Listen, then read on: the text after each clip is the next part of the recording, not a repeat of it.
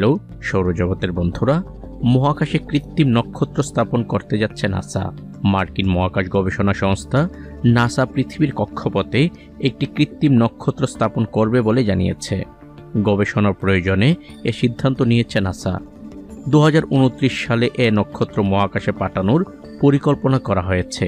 আপনাদের সবাইকে স্বাগতম আজকের এই এপিসোডে। নতুন এই কৃত্রিম নক্ষত্র আসলে একটি স্যাটেলাইট, আকার অনেকটা জুতার বক্সের মতো।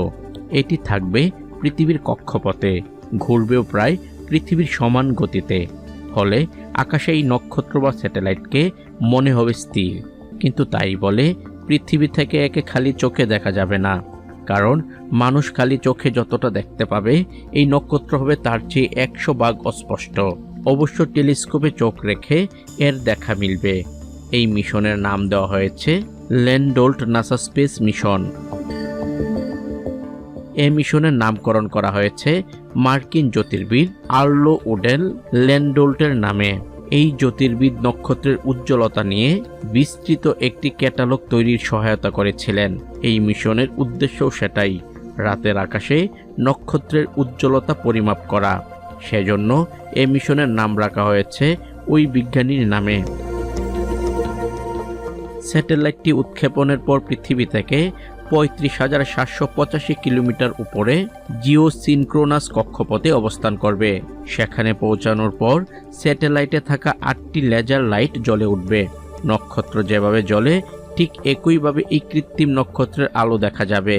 আর সেই আলো দেখে বিজ্ঞানীরা বোঝার চেষ্টা করবেন পৃথিবীর বায়ুমণ্ডল ভেদ করে নক্ষত্রের আলোর কতটা পৃথিবীতে পৌঁছাতে পারে। পৃথিবীর বায়ুমণ্ডল কোনো আলো শুষে নেয় কিনা, নিলে কতটা শুষে নেয়, তাও পরীক্ষা করা হবে এই মিশনে। তবে বিজ্ঞানীরা শুধু এই নক্ষত্রের আলো নিয়ে গবেষণা করবেন না। সত্যিকার 60টি নক্ষত্রের আলোর সঙ্গে এই কৃত্রিম নক্ষত্রের আলোর তুলনামূলক পরীক্ষা করবেন তারা। যুক্তরাষ্ট্রের ভার্জিনিয়ার জর্জ মেসন বিশ্ববিদ্যালয়ের জ্যোতির্বিজ্ঞানী এবং এই মিশনের প্রধান পরিকল্পনাকারী পিটার প্লাপসার জানিয়েছেন, এই মিশনে মোট 30 জনের একটি দল কাজ করবে। মিশনের ব্যয় ধরা হয়েছে $1,95,00,000। বর্তমানে নক্ষত্রের আলো পৃথিবীতে পৌঁছানো নিয়ে বিজ্ঞানীদের যে অনুমান রয়েছে, এই পদ্ধতির সাহায্যে তা আরও 10 গুণ নির্ভুল হবে বলে আশা করেন বিজ্ঞানীরা।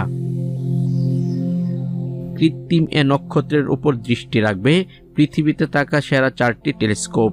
এর মধ্যে রয়েছে যুক্তরাষ্ট্রের জর্জ মেসন বিশ্ববিদ্যালয়ের 2.6 ফুটের একটি টেলিস্কোপ, হাওয়াইয়ের মাউনা কিনা অবজারভেটরি UH-88 টেলিস্কোপ, যুক্তরাষ্ট্রের ক্যালিফোর্নিয়ার পালোমার অবজারভেটরি হেল টেলিস্কোপ ও অতি শীঘ্রই চালু হতে যাওয়া ভেরাসি রবিন অবজারভেটরি। গবেষকদের বিশ্বাস, এই কৃত্রিম নক্ষত্রের সাহায্যে তারার উজ্জ্বলতা ও দূরত্ব আরও সঠিকভাবে পরিমাপ করা যাবে। হয়তো কোনো ভিন গ্রহের নক্ষত্রের চারপাশে খুঁজে পাওয়া যাবে আরও নক্ষত্র বা এক্সোপ্ল্যানেট। পাশাপাশি একটি নক্ষত্রের বয়স কত, সময়ের সঙ্গে সঙ্গে সে নক্ষত্রটি কিভাবে পরিবর্তিত বা বিবর্তিত হয়েছে, তাও নির্ধারণ করা যাবে এর মাধ্যমে। আপনি যদি মহাকাশ সম্পর্কিত নতুন নতুন তথ্যমূলক ভিডিও পেতে চান, তাহলে এই সৌরজগৎ চ্যানেলটিকে সাবস্ক্রাইব করতে ভুলবেন না। তো আজ এ পর্যন্তই, দেখা হবে অন্য এক নতুন ভিডিওতে। ততক্ষণ পর্যন্ত সবাই ভালো থাকবেন, সুস্থ থাকবেন, নিরাপদে থাকবেন। আল্লাহ হাফেজ।